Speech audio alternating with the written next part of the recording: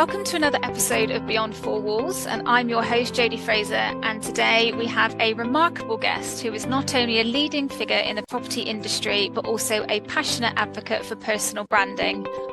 With a wealth of experience and numerous industry awards under his belt, Colin Horton from Project & Co has transformed the way we think about surveying and personal branding. And in this episode, we'll delve into Colin's journey into the property sector, exploring the pivotal moments that shaped his career and his commitment to elevating the profession through effective branding. And Colin believes that a strong personal brand can make a significant difference in the competitive industry, and he's here to share his insights on why it matters. Thank you very much for being here. Appreciate it. Not a problem. That was an absolutely lovely intro. You can write my obituary if you want when I pass away. That was really nice. Let's not think about that. No, I do every day. Sometimes it feels better than trying to run a surveying firm. Well, there you go. So talking of which, can you maybe share your journey into this crazy world that we call our industry, and what initially drew you to surveying? Okay, so when I was at school, I wasn't very academic at all. I just struggled to focus on academia. And I was one of those very average wallflower kids that if I wasn't there, no one really noticed. You know, I wasn't bullied or anything. I was just a wallflower. I didn't really do anything. And stayed on the sixth form. Didn't really have any aspirations to go to university whatsoever.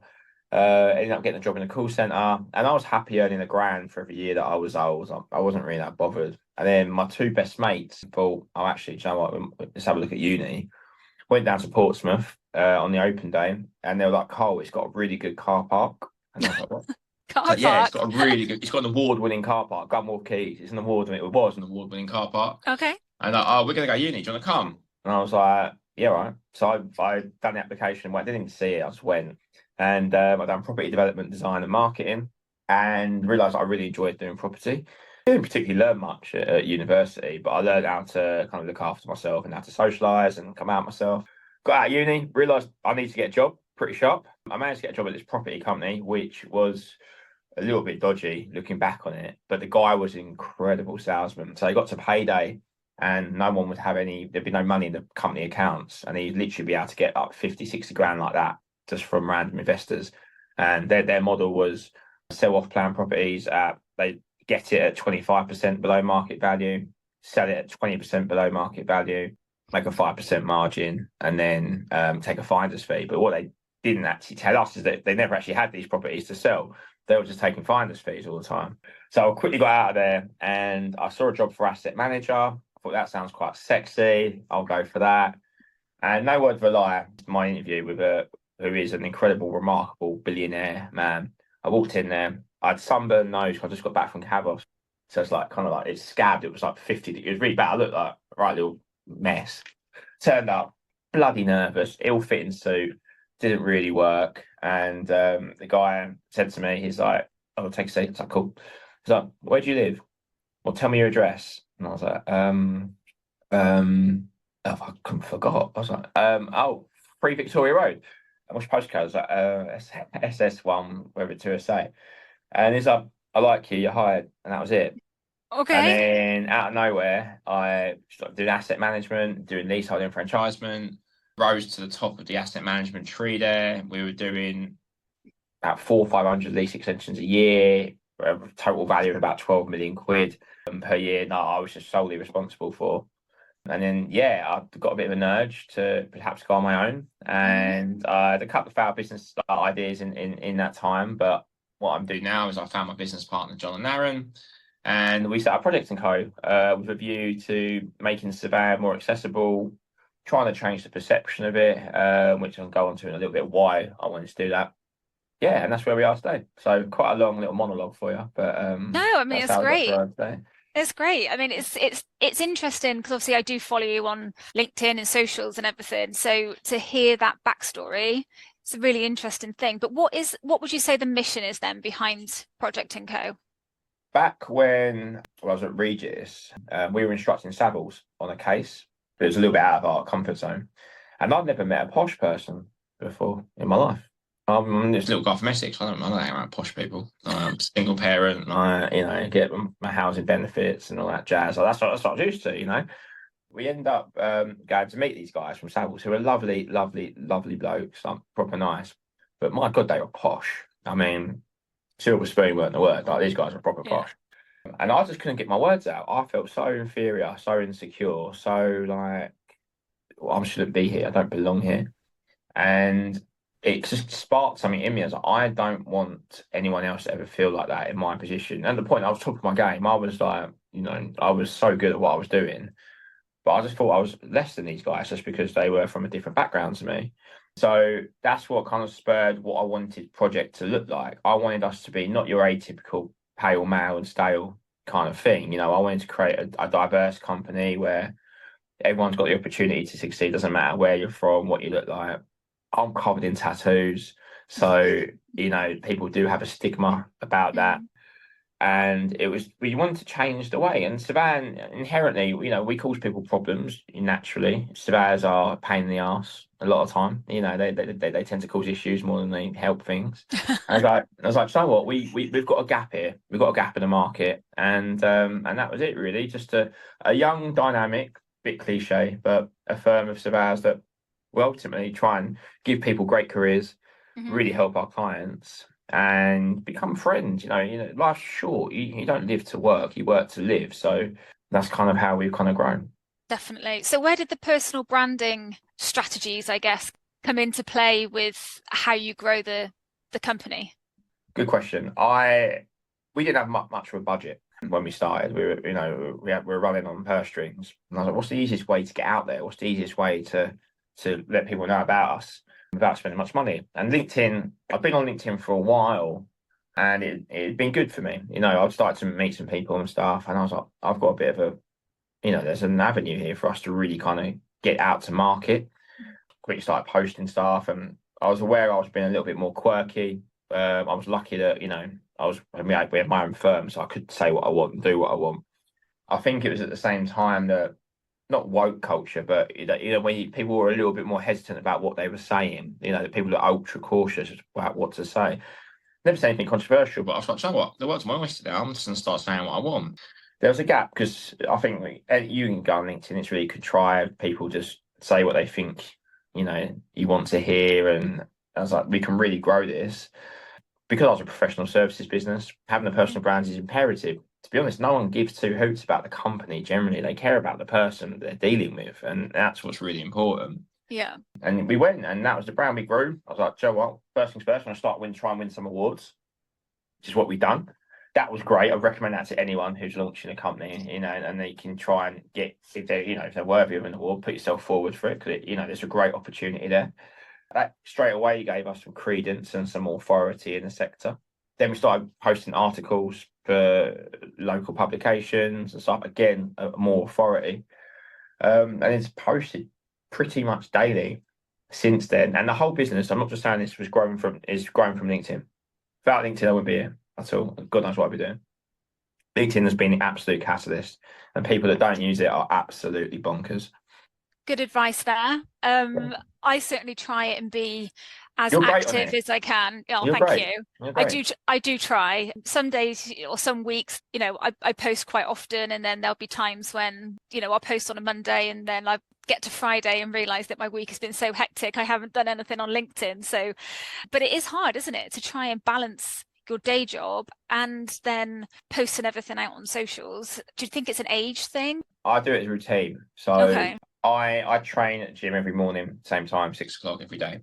So my gym doesn't open till 6, but I will get up and I will drive to the gym, and I've got 15 minutes then to write my posts. And my posts are always based on pictures generally. So I always take pictures. One tip I would give to people, which really helps stimulate the mind, I'm having this exact chat with my missus at the moment. I'm very creative, so I like to get some ideas. If I look at pictures, I can come up with something. Like, I don't know, there's like a can of Pepsi here or next to me right now.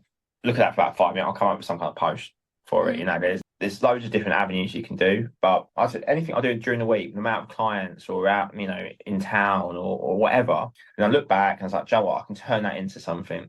And I just do it every single day.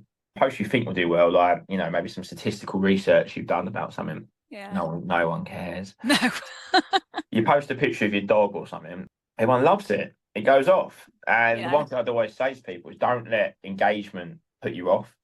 Like Mm. I've got a few followers on there, so my engagement's always pretty strong. But there are times where you do go, oh, why is someone like that? What's wrong? Like, what's going on? Just Yeah. have to keep going and going. And also remember that no one cares, Mm. really. Bless my missus, she's like the most beautiful girl in the world, but she won't post anything because she's nervous because she thinks that, people are going to judge her or whatever. And it's Yeah. like, people aren't there to look at your flaws. That's not what people are there. And if they are, then they've got something wrong with them, Yeah. and who cares what they say? Like, don't I worry think about it. I think that's a female thing in some respects as well. I'm sure that there's plenty of men out there who get They're the imposter same. syndrome and They are the stuff like that. same. But yeah, I get it from your partner's perspective. It can be daunting. I say to her, like, when you look at partners of you look at pictures of your partner or whatever, you see ones that you think they look great in, but they won't think that. They'll Mm. think one that you don't know. Why are you posting it? I was like, well, you should see what I see from the outside world, and that's the one, like smiling. People love smiling pictures. They do so much better than just moody shots. Yeah. No one really needs to see that. People want to. Candid pictures always do well, always engaging with people, because ultimately it's your shop window. So you want whatever you post, people to think, oh, actually, I want to work with that person. Good tip. So I ask a lot of my guests about common misconceptions in our industry. Are there anything that you want to maybe get on your high horse about that people misunderstand potentially about what you do? Get a few things really. I mean, I think I get judged a lot, 100%. Like, I think people will happily judge me without actually bothering to meet me. I tend to find the people that don't like me haven't actually met me before. Mm. Tends to be like insecure men, I would say, that don't like me. Like generally, like, Okay. because I've never been horrible to anyone in my entire life, like ever. Like I've never Yeah. actually ever been horrible to anyone. And yeah, I do. I probably wouldn't like me if I hadn't met me. Like I look like a bit of a tit. Looks like he loves himself. All this jazz. But you got to have a bit of self love. Otherwise, how can you can't love anyone else if you can't love yourself? Within reason, obviously. I don't like kiss the mirror or anything like that.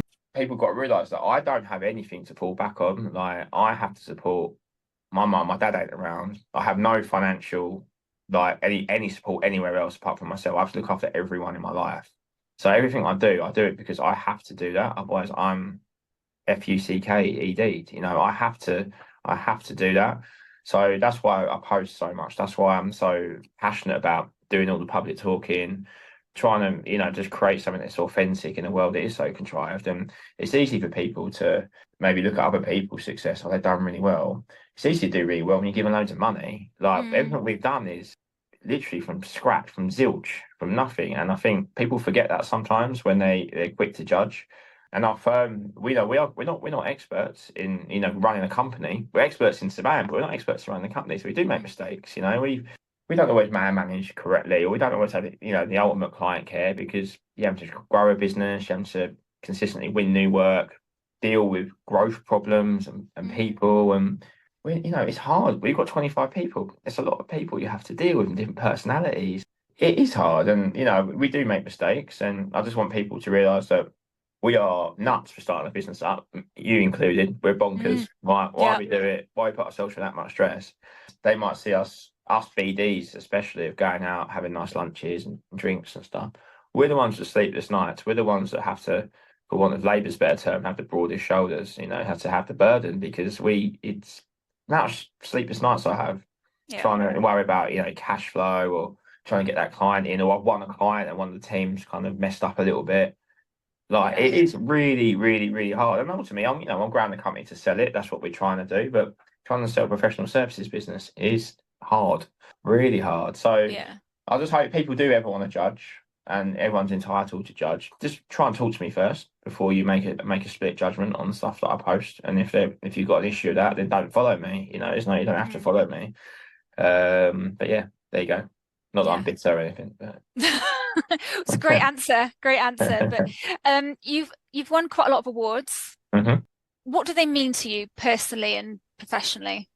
For me, like I said, I am inherently insecure and I'm a confidence player. So if someone tells me I'm doing well, I will do so much better. If some, I'm not necessarily someone who has to prove someone wrong. That doesn't suit me. My mentality, I kind of just go into myself and I'll kind of push it away. I'm actually winning my biggest award next week. Actually, I'm under embargo, but I know I've won. So it's actually my Okay. biggest one I've ever won. So I'm really excited. that. But by the time this comes out, it'll be announced. But it's a proper big one for me, so I'm really excited for that. But I would recommend it to anyone. It's lovely. I don't care what anyone says. I know people slag off awards. I haven't actually bought one, and believe me, if I could, I would have. But I haven't. I think there's a common misperception about them. I'm a sore loser, so I've been finalist probably more times than I've won. And I think I remember last time there was a news on the block, and the PMAs were combined.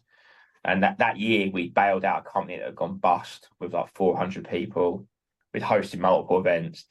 There was no way. I don't know how I didn't win. Anyway, I didn't win to a guy I've never heard of. I was raging. So, but I think for me, the main one was the first one I won was the Young Professional of the Year. That meant everything to me. That was the catalyst for my kind of career kind of really taking off. I began to the PMAs this year. Everything I do with the awards is ultimately future. I'm thinking about my future and what I'm going to take my career. So this one, I'm going for the BD one of the PMAs. I probably won't win it, but I want to help BDs and BDMs. I want to help them kind of get the best out of their abilities. I think a lot of BDs are misunderstood. I think they're easily slagged off because people just don't think they're doing anything. And it's the hardest job in the company because you're the first one to get sacked.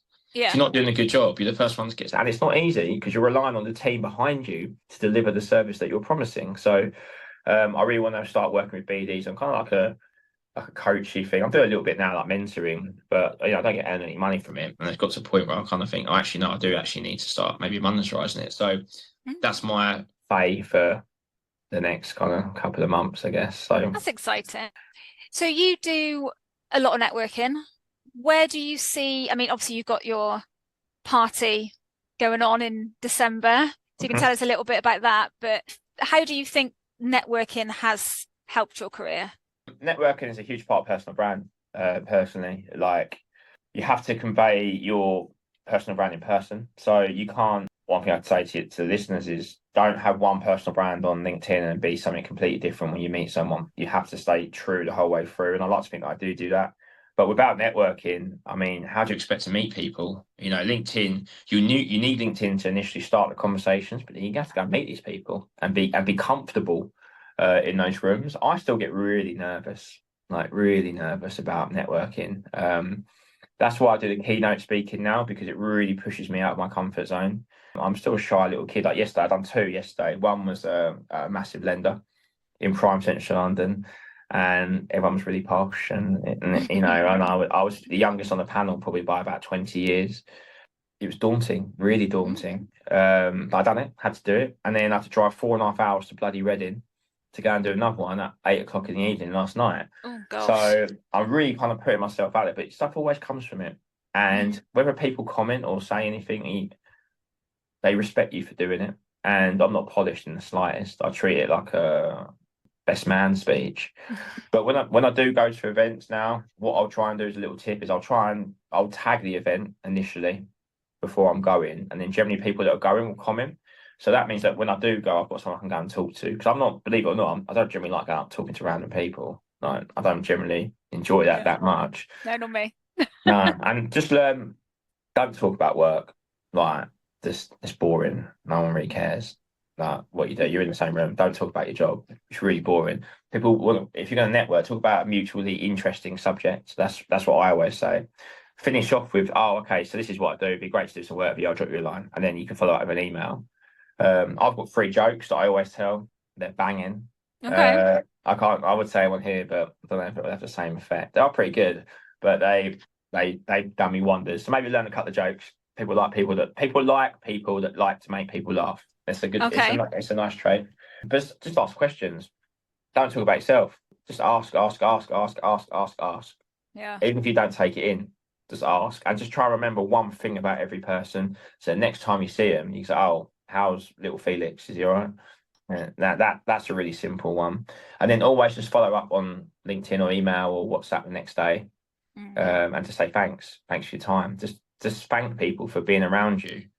A lot of people just don't do that anymore. And maybe it's my mum. My mum is she's really overzealous when it comes to that type of kind of thing. But it's just nice. How often do you get a thank you?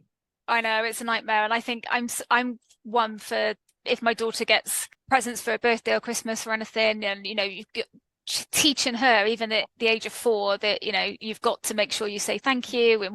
And that goes into adult life, you've got to do it. And I think I heard that somewhere actually, when probably back in school, when they were saying about going for interviews and everything, like, thank the person who's interviewed you, even if you think you've done a rubbish job or as part of the interview, or but make sure you say thank you for your time, I really appreciate it, hope to hear from you, or whatever. It goes a long way. And even if, like, an example of one, we went for a bank panel gig the other day. We did get it, and I was really disappointed because, you're not ready yet, whatever. I'm peed off, really peed off, and I was like, I don't agree with their decision whatsoever. But you know what? She has been really honest with me and respectful. So I sent her some flowers. Just said thank you for that, or thank you for being honest with me. I really appreciate it. Went down incredibly well, and that's teed up for when I reapproach next time. So if someone's on the cusp of making a decision of yes or no, that thank you could quite simply be the deciding factor. I'd want to work in a room of thank you people than a room of people that don't. Nice, isn't it? Who would you rather work with? Someone says thank you, and someone don't. So yeah, that's really simple little tips. And obviously you touched on pro party. Pro party for me is, it started off because I thought I was going to be famous, and I wasn't famous, and I thought it was going to be my last hurrah, and it wasn't. But I wanted to create a networking event where, like I said, I get shy and nervous. So if I'm in control of that thing. It's been incredible. We're on to our third event now. We've had 350 the first one, just under 500 at the next one, or the last one, sorry. And for me, it was creating a networking space that wasn't necessarily too forced. So it's not quite quiet with stupid canapes that no one wants. It's fun, it's enjoyable. It's not necessarily about work.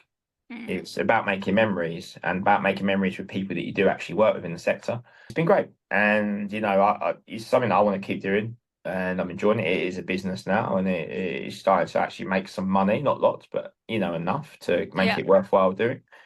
And we always welcome suggestions and from people. But this year we've got Boys Life, which is one of Boys Zone and one of Westlife, which I am buzzing for, and we will be having Blue at the summer party.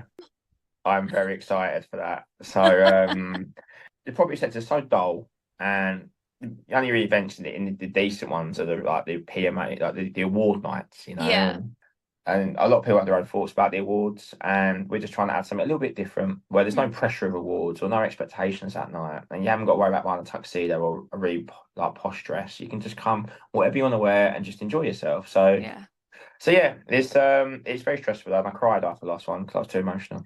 Oh, bless you. Yeah, it's a really stressful. Well, in that case, let's talk about memorable projects. I know you've just talked about Pro Party. Are there any other memorable projects or experiences that have significantly impacted your career? Experiences, I think it kind of goes a little bit back to networking and coming out of your comfort zone a little bit. So, like I said, I'm shy, so I don't usually like going to events. And I got invited to this event about 6 years ago now. I didn't know anyone going. I was the only one going. I knew of people, but I was going to this random table with random people. I didn't know anyone. And I got sat next to this lovely lady called Emma at the time, and she actually worked for a freeholder.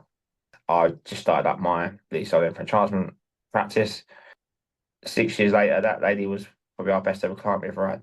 That was just from a chance meeting and me just being me and just coming out with absolute what's your favourite bag of crisps, like random stuff. And I think because she's so authentic and so real, I think it was nice for her. In a world that everyone's so contrived and and they're just put on a persona, it was a real catalyst for me to kind of get my career going. In terms of workload, we've done some really cool stuff. I remember we done my first lease, it was under a year. That was fun.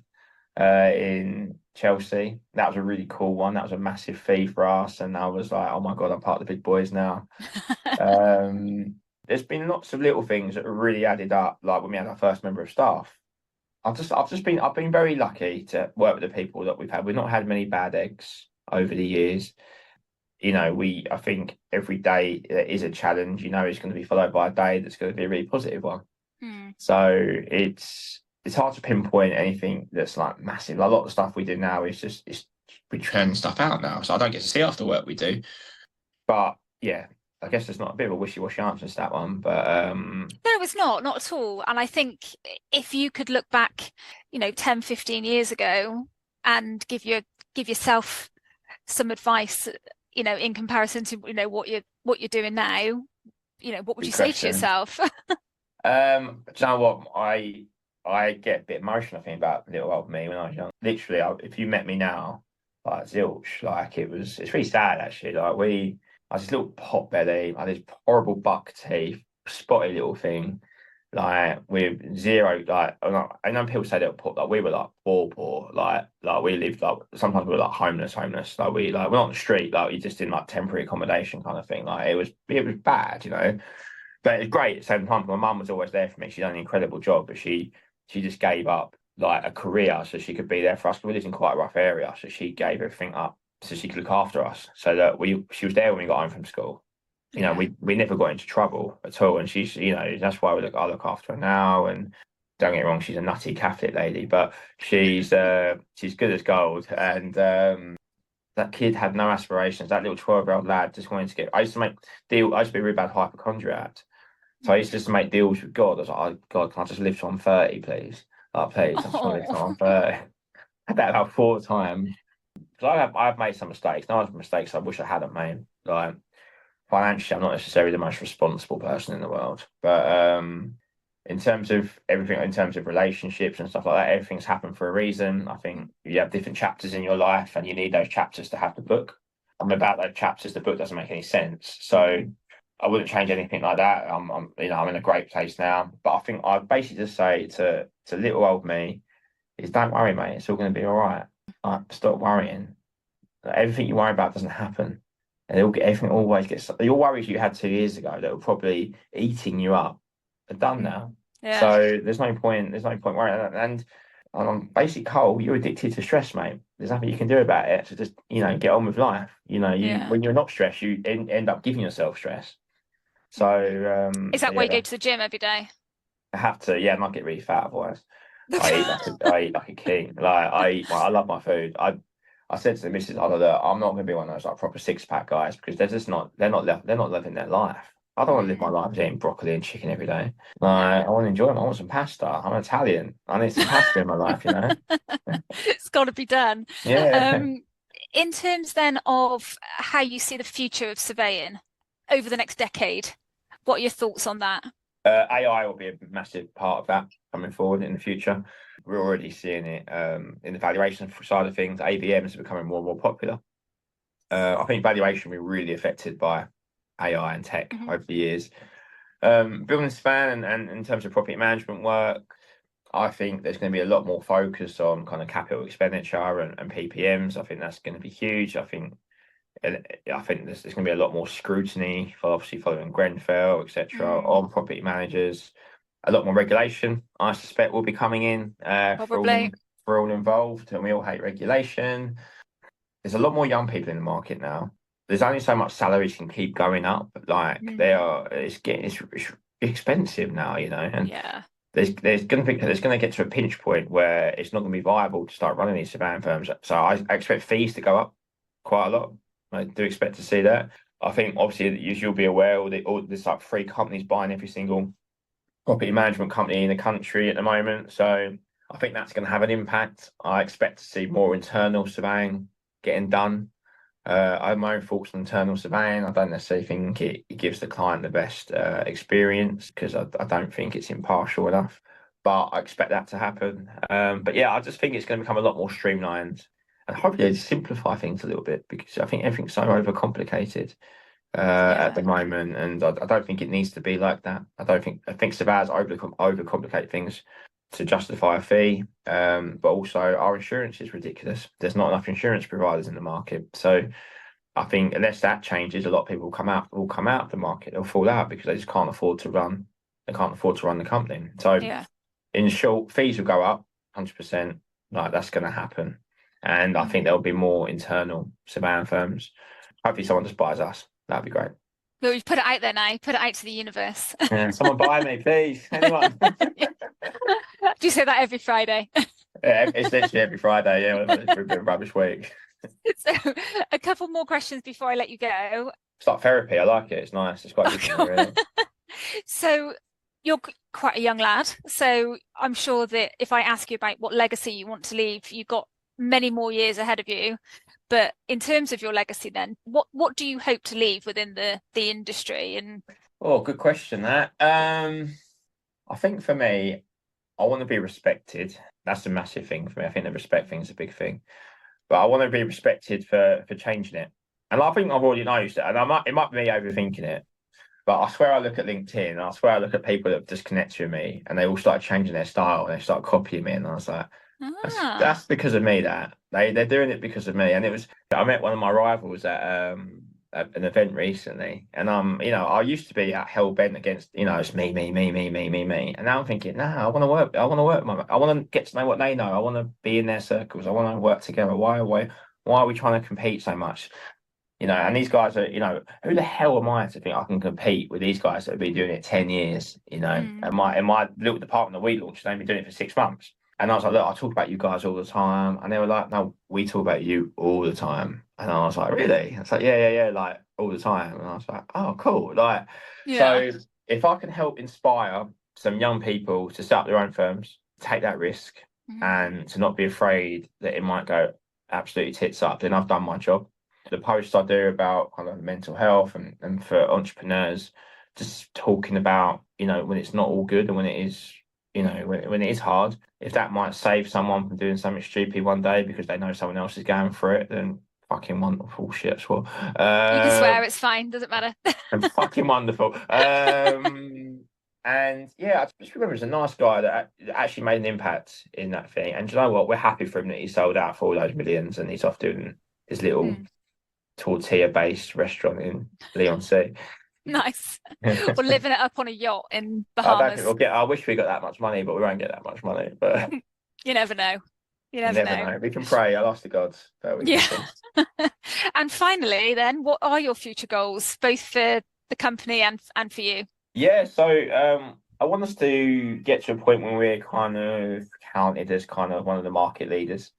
I think we've got a good rep at the moment, but last years has been hard where we have some growth pains. So within the next 5 years, I'd like us to be right up there, probably sitting there around 50 staff, not much more than that, sitting in that SME market. And I want us to be at a point where we're actively getting approached to be sold. If the company's doing really well financially, then it might be quite tricky. It might be a decision not to sell. But I want to be in that position where we are outwardly getting to that number that we want when it comes to selling. And I'm very much focusing on building up my own personal portfolio on the properties.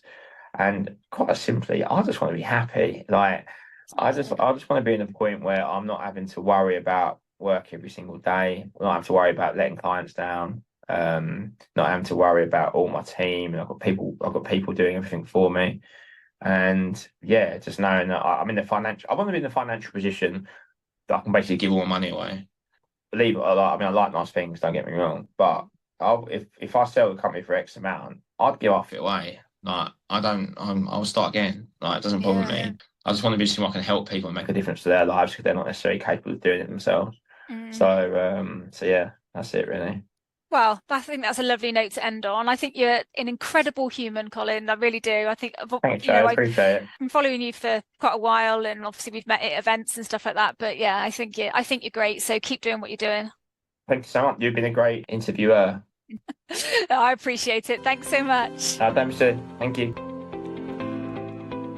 Thank you so much for taking the time to listen to my latest podcast.